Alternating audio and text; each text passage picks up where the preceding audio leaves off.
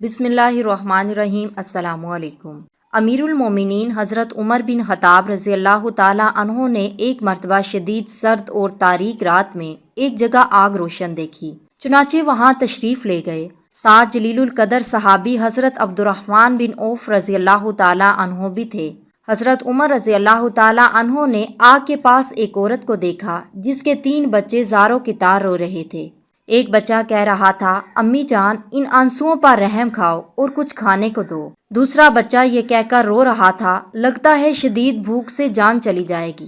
تیسرا بچہ یہ کہہ کر رو رہا تھا، امی جان کیا موت کی آغوش میں جانے سے پہلے مجھے کچھ کھانے کو مل سکتا ہے؟ حضرت عمر بن خطاب رضی اللہ تعالیٰ عنہ آگ کے پاس بیٹھ گئے اور عورت سے پوچھا، اے اللہ کی بندی، تیرے اس حال کا ذمہ دار کون ہے؟ عورت نے جواب دیا کہ اللہ، میری اس حالت کا ذمہ دار امیر المومنین عمر ہے۔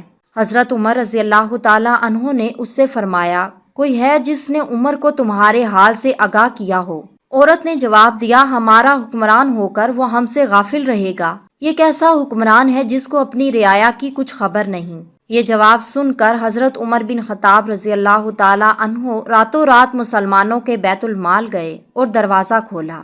بیت المال کا محافظ چوکیدار بولا، خیر تو ہے امیر المومنین؟ حضرت عمر رضی اللہ تعالیٰ عنہ نے اس کا جواب نہیں دیا اور آٹے کی ایک بوری، گھی اور شہد کا ایک ڈبہ بیت المال سے نکالا اور چوکیدار سے فرمایا، انہیں میری پیٹھ پر لاد دو۔ چوکیدار نے عرض کیا، آپ چاہتے کیا ہیں؟ حضرت عمر رضی اللہ تعالیٰ عنہ نے فرمایا، میری پیٹھ پر لاد دو۔ چوکیدار نے عرض کیا، آپ یہ چیزیں اپنی پیٹھ پر نہ لادیں۔ چوکیدار نے کوشش کی کہ سامان وہ خود اپنی پیٹھ پر لاد لے، لیکن امیر المومنین نے سختی سے انکار کیا اور اس سے یوں مخاطب ہوئے، تیری ماں تجھے کھو دے، یہ سامان میری پیٹھ پر لاد دو، کیا قیامت کے روز تم میرے گناہوں کا بوجھ اٹھاؤ گے؟ یہ کہہ کر حضرت عمر رضی اللہ تعالیٰ عنہ نے آٹا، گھی اور شہد اپنی پیٹھ پر لاد لیا۔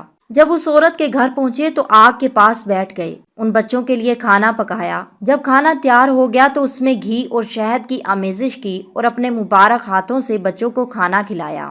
یہ منظر دیکھ کر ان یتیم بچوں کی ماں کہنے لگی، قسم اللہ کی تم عمر سے کہیں زیادہ منصب خلافت کے اہل ہو۔ حضرت عمر رضی اللہ تعالیٰ عنہ نے اس سے فرمایا، کل عمر کے پاس جاؤ، وہاں میں ہوں گا اور تمہارے معاملات کے متعلق اس سے سفارش کروں گا۔ یہ کہہ کر حضرت عمر رضی اللہ تعالیٰ عنہ واپس آ گئے اور ایک چٹان کے پیچھے آ کر بیٹھ گئے اور ان بچوں کو دیکھتے رہے۔ حضرت عبد الرحمن رضی اللہ تعالیٰ عنہ نے کہا، آئیے واپس چلتے ہیں کیونکہ رات بہت ٹھنڈی ہے۔ حضرت عمر رضی اللہ تعالیٰ عنہ نے فرمایا، اللہ کی قسم میں اپنی جگہ اس وقت تک نہ چھوڑوں گا جب تک ان بچوں کو ہنستا ہوا نہ دیکھ لوں جیسے میں نے آتے وقت انہیں روتے ہوئے دیکھا تھا۔ اگلے روز ان یتیم بچوں کی ماں دربار خلافت میں گئی۔ وہاں اس نے دیکھا کہ حضرت علی بن ابی طالب اور عبداللہ بن مسعود رضی اللہ تعالیٰ عنہ کے مابین ایک شخص تشریف فرما ہے اور وہ دونوں حضرات اسے امیر المومنین کہہ کر مخاطب کر رہے ہیں، اور یہ وہی شخص تھا جس نے گزشتہ رات اس عورت اور اس کے بچوں کی خدمت میں گزاری تھی، جس سے اس نے کہا تھا، اللہ، میری اس حالت کا ذمہ دار عمر ہے۔ چنانچہ جب عورت کی نگاہ حضرت عمر رضی اللہ تعالیٰ عنہ پر پڑی تو گویا اس کے پاؤں تلے سے زمین کھسک گئی۔ امیر المومنین نے عورت سے فرمایا، اللہ کی بندی، تیرا کوئی قصور نہیں، چل بتا تو اپنی شکایت کتنی قیمت کے عوض فروخت کرے گی؟ عورت بولی، معاف فرمائیے اے امیر المومنین۔ حضرت عمر رضی اللہ تعالیٰ عنہ نے فرمایا، قسم اللہ کی تو اس جگہ سے ہٹ نہیں سکتی جب تک میرے ہاتھ اپنی شکایت بیچ نہ دو۔ بلاخر حضرت عمر رضی اللہ تعالیٰ عنہ نے اس بیوہ خاتون کی شکایت اپنے مال خاص سے 600 درہم کے عوض خرید لی اور حضرت علی بن ابی طالب رضی اللہ تعالیٰ عنہ کو کاغذ قلم لانے کا حکم دیا اور یہ تحریر قلم بند کرائی۔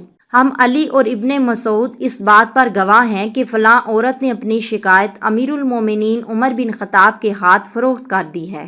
پھر امیر المومنین حضرت عمر بن خطاب رضی اللہ تعالیٰ عنہ نے فرمایا، جب میری وفات ہو جائے تو اسے میرے کفن میں رکھ دینا تاکہ میں اس کو لے کر اللہ سے ملاقات کروں۔